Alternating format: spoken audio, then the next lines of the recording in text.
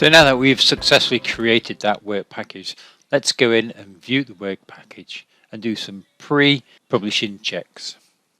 So as we already know, we had matched with 170 suppliers.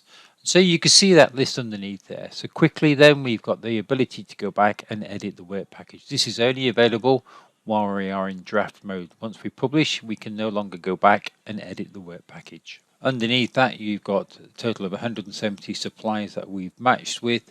Then underneath that, we have the ability to adjust the criteria and add suppliers. The other ability we do have is to view it on a map.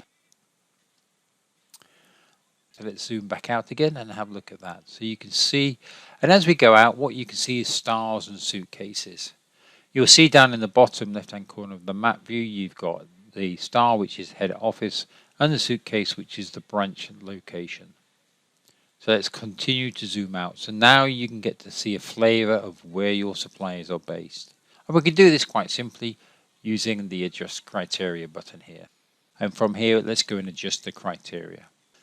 So again, in this area here, we've got the various levels that we can go through. The Constructionline membership levels. We have the two SSIPs, acclaim and DTS deemed to satisfy. We have company size going from macro all the way up to large.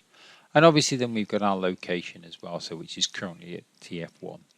The range is 180 miles. If I want to zoom out to have a look, see what that area incorporates or encompasses, and you can see that's quite a large area that we've got. So what I'm able to do is use the drag bar, and then I can actually zoom in and make it smaller. So I can zoom it into 100 miles. What I can do now is scroll down a bit, and you can see I'm matched to 130 suppliers.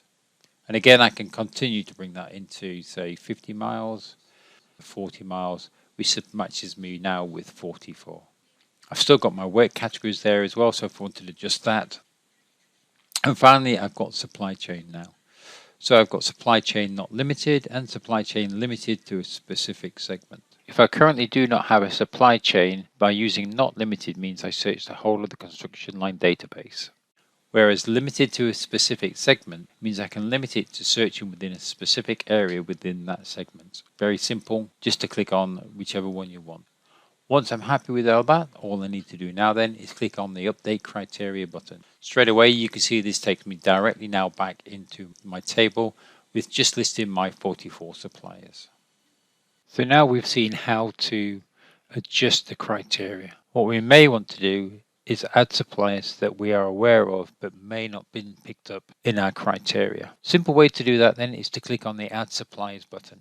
Now I have a table where I can simply search for suppliers by the company name, by company's house number or Constructionline number. I'm generally going to know what I'm going to be looking for, so I'm going to type in security. And there is I can then search for those companies. So for instance, I already know that A1 security. So I'm going to click on that, and now you can see the highlighted arrow. Click on that, and that's going to add into my results bar. I also may think, well, I also know advanced security, and by holding down the control button and clicking with the mouse, I can also click on Sebastian Security and Brook Security. And once I'm happy with those three, all I have to do then is click on the arrow again, and that now adds those. All I have to do to simply remove is to highlight them and then click on the arrow, and that will take them off my list.